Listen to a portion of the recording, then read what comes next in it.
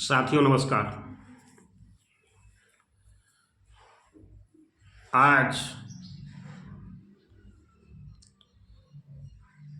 भारत देश का संविधान आज के दिन ही लागू हुआ था, जिसे हम गणतंत्र दिवस के रूप में मनाते हैं। बाबा साहब ने हमें आपको एक पवित्र ग्रंथ दिया जिसका नाम संविधान है। कितने लोग जानते हैं इस पवित्र दिन के पावन पर्व पर गणतंत्र दिवस मनाते हैं। मैं समझता हूं कि पूरा देश मनाता है और ये पवित्र ग्रंथ सभी ग्रंथों में से अनोखा ग्रंथ है। भारत देश का संविधान 26 जनवरी 1950 को लागू हुआ। लागू होने के बाद हमें और आपको मौलिक अधिकार प्राप्त हुए और मौलिक अधिकारों में से जो 7 अधिकार प्राप्त हुए थे और संपत्ति से आय से अधिक संपत्ति वाला अधिकार सीज हो गया है। 6 अधिकार हैं। उन 6 अधिकारों में से आज तक की जो सरकारें रही हैं इस देश में, उन सरकारों ने क्या संविधान का जो मौलिक अधिकारों को सही रूप से ढांचे में परोया है? ये सवाल है इस देश की आम जनता से और उन हुक्मरान से आज देश पर राज कर रहे हैं। क्या ये देश को सही रूप से लागू किया है? गरीब, मजलूम, निर्बल, शोषित और वंचितों को आज अधिकार मिले हैं? नहीं मिले। ये दिन, आज के दिन बाबा साहब ने संविधान को जब दिया तो ये संविधान को देने से पहले उन्होंने एक बात को कहा था कि मैंने संविधान आप लोगों को दिया है। ये संविधान भारत देश की आत्मा है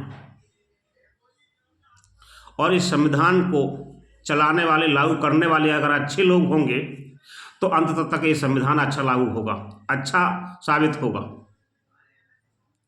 और इस संविधान को लोग चलाने वाले गलत होंगे तो अंत ये संविधान गलत साबित होगा। आज इसी प्रकार से इस देश में जो भी संवैधानिक संशोधन किए जा रहे हैं वो निजी स्वार्थ का हवाला है। जिसकी जितनी हिस्सेदारी उतनी उसकी भागीदारी वाली बात रही कहाँ इस देश में।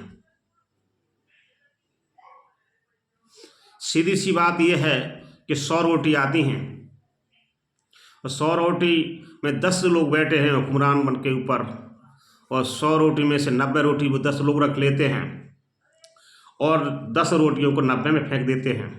जब चारा पूरा नहीं होता तो भाईचारा खत्म होता है। बाप बेटे की नहीं सुने, बेटा बाप की नहीं सुनेगा, बहू सास की नहीं सुनेगी, भाईचारा खत्म होगा। भाई आर्थिक तंगी में सब झगड़े होते हैं। तो इस देश पर जो भी हुक्मरान रहे हैं उन्होंने इस एजेंडे को सही रूप से लागू नहीं किया है। आज का दिन बहुत पावन पर्व दिन है और गर्व की बात है कि आज के दिन ये संविधान लागू हुआ था। और संविधान इस देश का पवित्र ग्रंथ है, लेकिन हमें और आपको गलत पढ़ा दिया जाता है कि हम लोग कहते हैं कि पवित्र ग्रंथ कुछ अंगीकृत करते हैं कि ये है, दूसरे ग्रंथों को बताते हैं, लेकिन हमारे मौलिक अधिकार सब कुछ संविधान में निहित हैं। डॉक्टर भीमराव अंबेडकर जी 18 मार्च 1956 को जब आगरा में आए थे, उन्होंने एक बात कही थी वो बात ये थी कि मुझे सबसे ज़्यादा धोखा दिया तो पढ़े लिखे लोगों ने दिया है।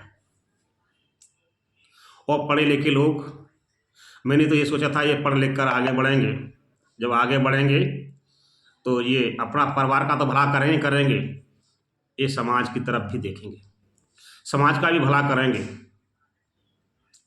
लेकिन लोग निजी स्वार्थ में अपने परिवार की तरफ ही देख रहे हैं। देश हित में और समाज हित में कोई कार्य नहीं करना चाहता। निजी स्वार्थ में सब काम करना चाहते हैं, निस्वार्थ भाव से कोई काम नहीं करना चाहता।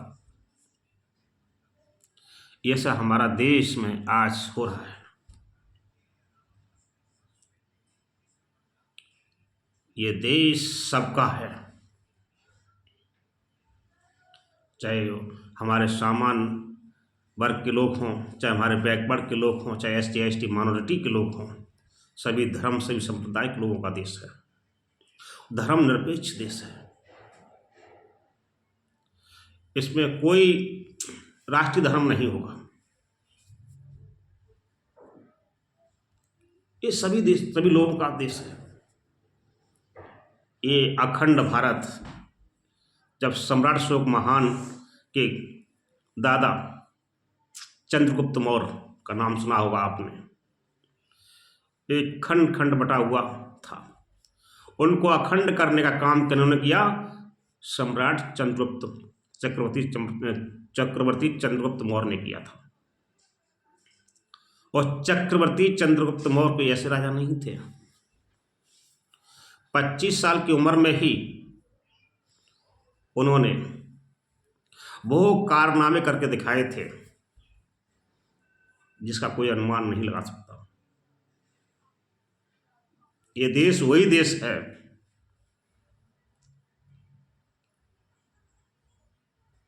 उनके बाद बिंदुसार हुए, उन्होंने भी राज किया।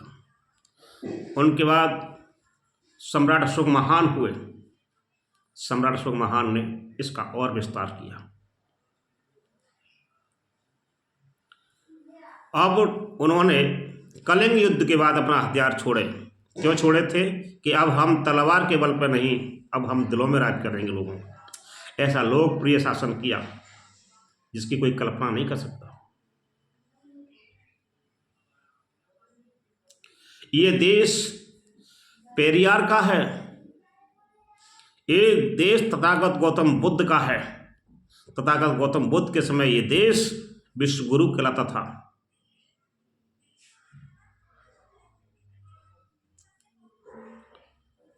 और सम्राट अशोक महान के समय यह देश सोने की चिड़िया कहा जाता था। शेर बकरी एक ही गाढ़ा पानी पिया करते थे, ऐसा देश था आपका।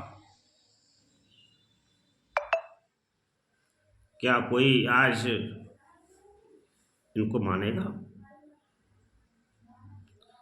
महात्मा ज्योतिराव फूले, छत्रपति साहू जी महाराज, माता सावित्रीबाई फूले, बिरसा मुंडा, बाबा साहब, तमाम महान पुरुषों की हमारे यहाँ इसमें कुर्बानियाँ हैं। आज हम ये पोशाक ऐसी पहने बैठे हैं। आज आप पढ़ लिख कर आज कलम लगाते हो, अच्छे अच्छे दफ्तरों में जा रहे हो, ये सब देन किनकी है? ये भारतीय संविधान की देन है। और इस भारतीय संविधान पर कोई आंच आएगी तो क्या आप घरों में बैठेंगे? बोलो, क्या आप घरों में बैठेंगे? नहीं बैठेंगे। इसके लिए संघर्ष हमें रोड पर उतरना होगा।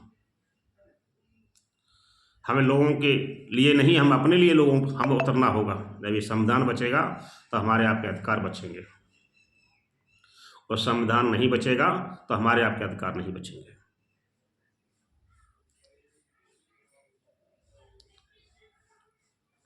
लोग उत्तर प्रदेश के इको गार्डन में 2 साल से ज़्यादा होने जा रहे हैं। 69,000 भर्ती का हवाला दिया, 68,000 का दिया, और तमाम भर्ती वाले लोग बच्चे आराम से गर्मी हो जाड़े हो सब में पड़े हुए हैं। सरकार की कान पर जू नहीं रेंग रहा। ये कमी किसकी है? ये संविधान में ऐसी चीज नहीं है किसी के अधिकार को मारकर किसी को दे दो। मैं पुनः सरकार से निवेदन करना चाहूँगा और सरकार पूरे प्रदेश की जनता की ये मानो एक तरह से माता पिता होता है।